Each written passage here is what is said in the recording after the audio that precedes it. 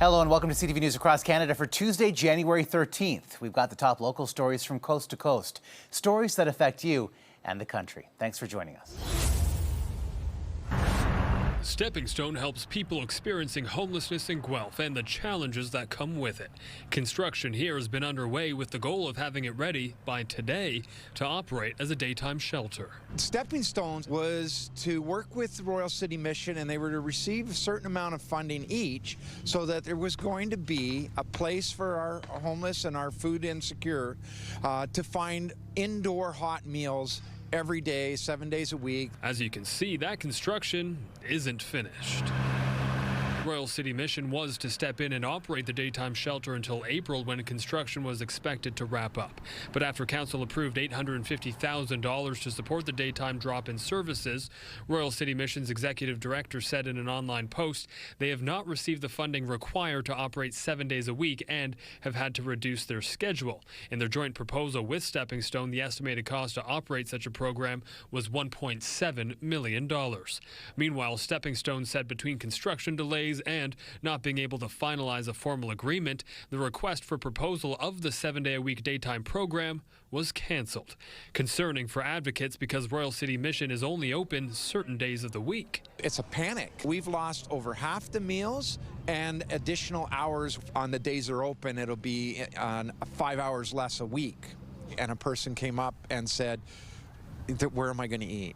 You know, and they were so embarrassed that they were crying in front of us. Mark Berardini with the Guelph Wellington Coalition for Justice is gathering signatures for a petition to bring to council, calling for immediate action in support of more daytime shelter services. This can't be happening in December and January. Guelph Mayor Cam Guthrie echoes the concern that the new space would not be opening. Myself and council we were quite shocked on Thursday because there was already a public announcement just before Christmas that this service was going to start today, January the 12th. He says council is still laser focused on bringing more daytime options for Guelph's homeless population. There's been a narrative within the community that we're cutting, and that's actually not accurate. We wanted to step into this space. We wanted to help, and that's why $850,000 in new funding for 2026 was going to go into this area. Adding there will be an emergency meeting tomorrow to try and salvage this in some way. I can only speak for myself, but it's about urgency and it's about trying to find a path forward as quickly as we can. As for that emergency meeting tomorrow, it will be behind closed doors due to legalities and contractual matters, so any developments that may come from it will have to come from the city of Guelph. Sarnia police obtained video which they blurred showing a vehicle backing onto a grass median and hitting a 40-year-old man the driver had been arguing with. We can see that after the victim is struck and run over, the vehicle stops and the accused then drives forward again over the victim and flees the area. Sarnia police say the incident is part of an ongoing dispute between residents of this townhouse complex on Afton Drive just south of London Road. Jameson says the way the car moves indicates the driver's intent to strike the victim as he circled around the vehicle. He went behind the vehicle and up on the lawn above the curb of that area as a verbal argument continued, at which point the vehicle can be seen moving and accelerating quickly for the amount of distance that was there, with the apparent intent of striking the victim. Police say just after midnight on Saturday, the same vehicle drove into the Co-op townhouse complex and struck an e-bike. The same accused got out of their vehicle and approached the entrance with a pipe in his hand, being used as an apparent weapon. The victim in the case did not exit his residence and agreed to any type of confrontation that was being proposed. 21-year-old Hayden Leach Forte has since been arrested and faces a number of charges, including one count of attempted murder. Leach Forte has had a bail hearing and remains in custody. In no instances is this type of retribution or this type of action against another person warranted. The victim's injuries were described as serious but not life-threatening. In Sarnia, Jerry DeWan, CTV News. The Crown prosecution called 3 witnesses to the stand this morning in the Jansen Baker double murder trial. Among them, the sister of Rosemarie Saunier, one of the victims. During the afternoon session, a former acquaintance of Baker's took to the stand. The witness told the court Baker admitted to him that he was responsible for a double murder in Dieppe. Baker has pleaded not guilty to 2 counts of first-degree murder in the deaths of 78-year-old Bernard Saunier and his wife, 74-year-old Rose-Marie Saunier. The couple were both fatally shot in the head inside their home in the early morning hours of September 7, 2019. The Crown witness testified Baker told him he was confronted by the couple when he broke into their home, told them to get down, and shot them both. According to the witness, Baker returned an hour later and stole a solid gold watch off Bernard Saunier's wrist and a gold chain off his neck. Family and friends of the Sauniers were visibly upset after hearing the testimony. There is a publication ban on reporting anything that could identify the witness. Earlier, court heard from a witness who testified she took a photo of Baker wearing a gold chain the same morning as the murders. The witness testified that she took pictures of Baker around 4:30 a.m. on September 7, 2019. The witness testified that Baker and her former boyfriend came home early the morning of the murders and woke her up. The trial is scheduled to continue tomorrow. Derek Haggett, CTV News, Moncton. Completely frustrating, aggravating, extremely tiring. When Ken Saunderson and his wife went to the Queensway Carleton Hospital last week, he didn't expect to wait for so long. We spent almost 15 hours, 14 hours and 3/4, from parking lot in to parking lot out. Saunderson says his wife was told by her doctor she needed to go to the hospital for an IV with antibiotics to treat a skin infection. And she's far from the only person needing hospital care. In a statement to CTV News, a spokesperson for the Queensway Carleton Hospital says hospital occupancy right now is at 114%, with medicine units at 133% and 27 patients in the emergency department currently waiting for an inpatient bed. Hallways do become a patient care environment, and we've had to even go into public settings within a patient care unit. So we have like common dining room areas, which we've had to remove a significant amount of the tables and furniture within the space and then convert that into unconventional patient care spaces.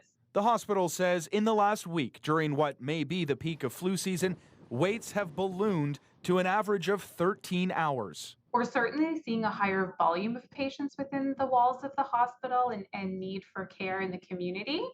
And with that is coming a higher demand of isolation needs within the hospital. As my wife put it, her conclusion is that the healthcare itself should be in emergency care because it's definitely in a life and death situation. Despite the extended wait, Saunderson says he is thankful for the people inside the hospital. Once you get into the system, the people are fantastic. The doctors are fantastic. The nurses that are providing all the service on the floor, they're fantastic too. Super nice, super caring. It's just to try and get in there that seems to be the big problem. Now, a spokesperson for the Queensway Carleton Hospital also tells me the hospital is adding staff and working more closely with regional partners to best care for patients and to reduce wait times. That said, they admit this is a very busy time, and they say right now they appreciate the community's patience. The heavy snow and ice was behind this partial roof collapse on Line 9 in Oromadonti last night. We were able to determine that there was some significant damage that had occurred to the home's roof structure as a result of some significant snow loading. Fire crews say 2 seniors were found inside the home uninjured. Structural damage so significant, the home has been taped off and the occupants will not be allowed to return home anytime soon. Oromadonti's fire department warning property owners across the region tonight to pay close attention to just how much snow builds up and address it before it gets too heavy. We probably just don't understand just how quickly that weight can increase. And the more ice we have on there, the less ability we have to lose some of that snow on there because it just kind of grabs onto it. Roof clearing companies we spoke with today say they've been flooded with requests over recent weeks. They warn it's not just collapses that are the only concern right now. Once the ice builds up around the perimeters, in the valleys and stuff, as things melt, that water has nowhere to go. And that's when we've been getting a lot of calls from people saying, the walls are leaking, windows are leaking, water coming in pot lights and electrical outlets and stuff. Those are called ice dams. Those ice dams can be destructive and expensive. People encouraged to keep a close eye on it as we still have plenty more snow and ice expected this winter. Every ounce of that weight of rain is staying up there. It's not coming off the roof. It's building up, you know. Adds up quickly. It does. So the best advice, according to the experts, is to stay on top of that snow buildup from the start of the season. Keep in mind all that weight adds up and can cause serious damage and in some cases partial roof collapses like the one we saw last night in Oromadonti. Rob Cooper, CTV News, Barrie. A new mayor and new priorities. We're delivering on what we promised, ensuring that every dollar that we spend serves the interests of all Montrealers. But first, a new tradition for the city.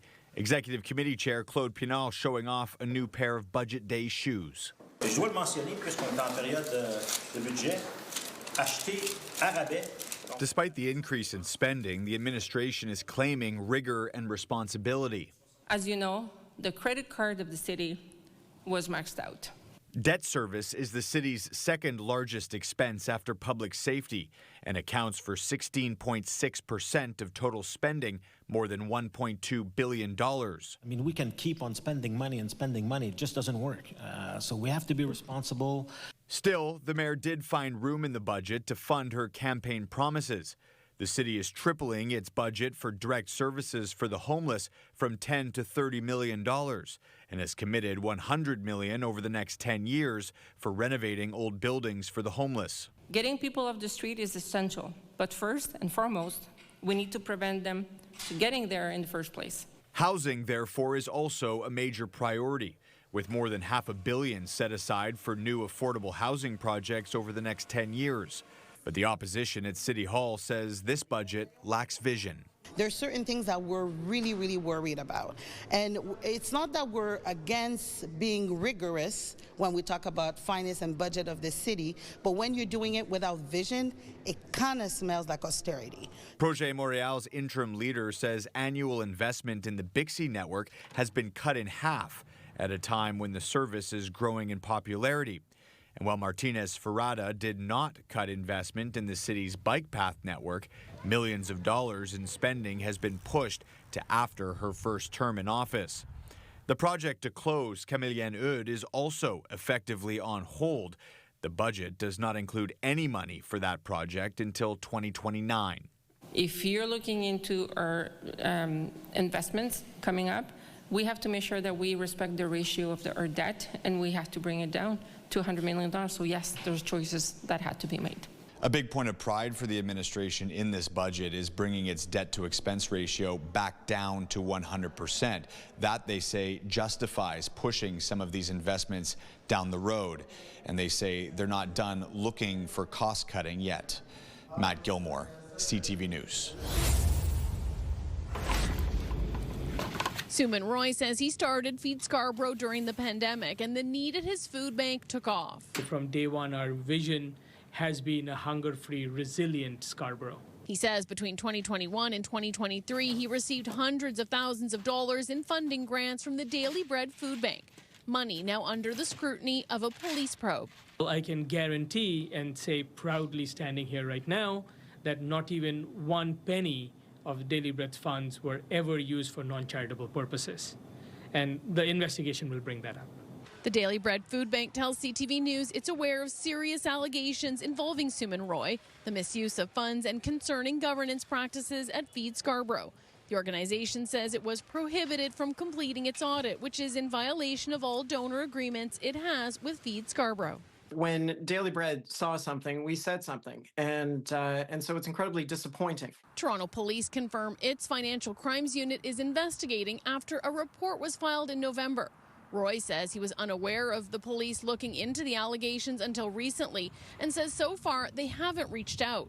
We have no idea what they need, but one guarantee that I can give anybody and everybody, they will have 100% full, transparent cooperation. There is no question about it because we have nothing to hide. Roy denies all of the allegations.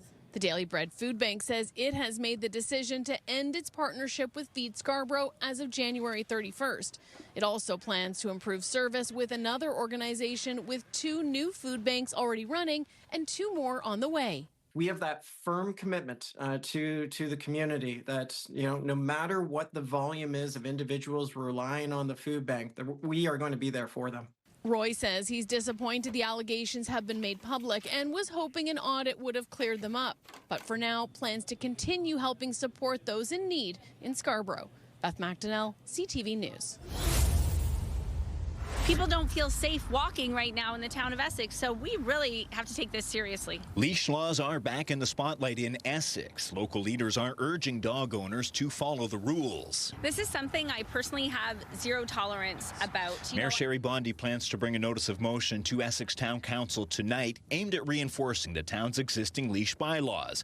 Essex County OPP laid charges in regards to a dog attack last week. Since then, Bondi says she's received 15 messages about similar situations. At no point in our municipality do I want anybody walking down any street in Essex feeling unsafe due to a dog off leash. She says while most dog owners are responsible, even one off-leash encounter can quickly turn dangerous. Yeah, I've seen a few times, but not very often. At the off-leash dog park in Essex, one dog owner says he doesn't see the issue often, but admits it does happen outside designated areas. They're animals.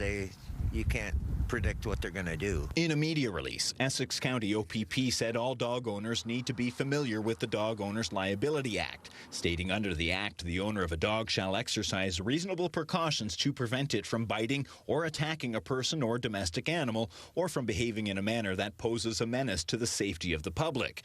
It goes on to say the owner of a dog could be liable if the dog bites or attacks another person or domestic animal. Leash your dogs, and even in your own property, make sure they're under your control. Windsor-Essex County Humane Society Executive Director Lynette Bain says it's an important reminder for owners to take simple steps that can make a big difference if a dog ever gets loose. We do live in an area where there are wildlife around. We hear multiple reports of coyotes, of other wildlife, and you never know what's lurking or what's out there, so it's better safe than sorry. Meantime, Bondi says there's a plan to bring another off-leash dog park to the municipality. We just did a master plan in Harrow, and it's recommending a dog park, around our baseball diamonds, so that's a place where you can, bring your dog. I wish we could have more dog parks, but they are an expense, and a lot of people don't even like using them as well. In Essex, Chris Campbell, CTV News. The sixth day of the trial for Stephen Jones took place earlier today at the Sault Ste. Marie courthouse. It all stems from what police described as two random acts of violence that took place on September 7th, 2023. On that day, a stabbing took place on the Sault Ste. Marie boardwalk, leaving one man with serious injuries. That same day, and only a few blocks away, Sault police responded to a body found in a multi-unit residential building. The then 25-year-old Stephen Jones was captured at the scene of the stabbing, with police believing both acts of violence were committed by the Toronto native. Jones is being charged with the murder of 22-year-old Taylor Marshall and attempted murder of Liam Fournette. Today's examination consisted purely of forensics, with 3 Sault police members involved with forensics taking the stand, outlining in detail of what they saw at both crime scenes. The trial for Jones is expected to last upwards of 8 weeks. A total of over 40 witnesses could be called to the stand over that time. Corey Nordstrom, CTV News, Sault Ste. Marie. You worried about your sister? I'm very worried about my sister. All of Najmeh Safour's family, parents and sister live in Iran, a country in the middle of a massive civil uprising spread out over 180 cities. Safour believes her sister may have joined the protests that started about 2 weeks ago, with more than 550 confirmed deaths and 10,000 people detained. That just makes me feel very concerned because I'm not sure if she's safe or how she is doing. It has been 5 days since Iranian government cut the country off from rest of the world by blocking internet and international phone calls. And that means people like Safour and Ali Bayat are in the dark about their loved ones back home. Bayat moved to Winnipeg from Iran in 2022. He says all of his friends and parents still live in the country. Some still have access to the internet by using satellite dishes like Starlink, and that's how he heard from one of his friends. But the fate of his parents is still unknown. We are unconsciously just waking up, checking our cell phones, checking whether they checked our messages, whether something popped up or not. What do Iranians want from this protest? A change of government, yeah, decency, dignity, whatever they're not having right now, rule of law. They want the end of Islamic Republic, the end of the regime. But at the end of the day, what both Bayat and Safor want most is to hear from their families. This is literally killing and, deteriorating us psychologically. Harrison Shin, CTV News, Winnipeg. He was special. 36-year-old Trevor Dubois is being remembered as a social worker who wanted to make the world a better place. When the suicide crisis happened up north, he was there helping. I was so proud of him. I am so proud of him. Dubois' older brother had lunch with him on Thursday, not knowing that would be their final moment together. Make sure you don't lose your appetite. Don't get weak. And he goes, yeah, just watch. And sure enough, he beat me. Like, we had the same thing for lunch. We had clubhouses and finished his first. He's like, gotcha, bro. Dubois was undergoing chemo treatment at Royal University Hospital. On Friday morning, his mother got a call that her son had died, not from a health complication, but after a physical altercation with security. Saskatoon police were called in to investigate. They say security went into his room because they believed he had a gun. Quote, following the incident, an imitation firearm was located, along with methamphetamine and drug paraphernalia. The Dubois family says the imitation gun was actually his lighter that's shaped like a firearm. A cigarette holder and lighter, and it was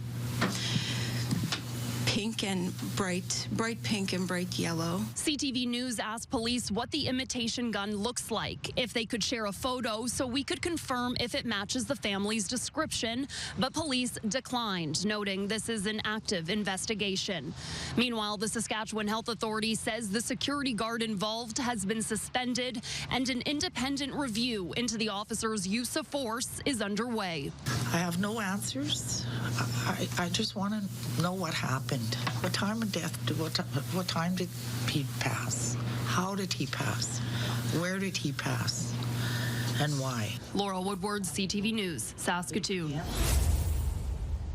Since China imposed tariffs on agricultural products, producers across Saskatchewan continue to feel the impacts. We've seen our input costs have continued to rise, although maybe not as fast as they had been in the past, but they've continued to increase, and we're seeing our commodity prices decreasing. In response to Canada imposing a 100% tariff on electric vehicles and a 25% tariff on steel and aluminum from China, the country imposed tariffs on Canadian exports, including canola, seafood, and pork.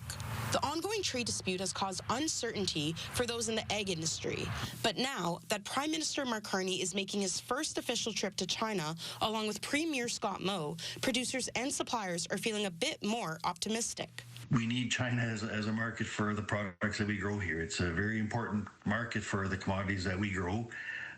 So ultimately, we need to see those trade relations normalized. The 5-day trade mission intends to raise Canada's engagement on trade, energy, agriculture, and international security with China, along with expanding its markets for Canadian goods with countries other than the U.S. In an email statement, Premier Scott Moe said Canada and Saskatchewan need a strong relationship with China, and these meetings support the process of recalibrating how we work together. You can't ignore the economic giants, China, India, the United States. Al-Khatib says a face-to-face visit is the only way a resolution can be reached to rebuild Canada's international trade relations. Tariffs are the new weapon of, establishing the new world order in trade.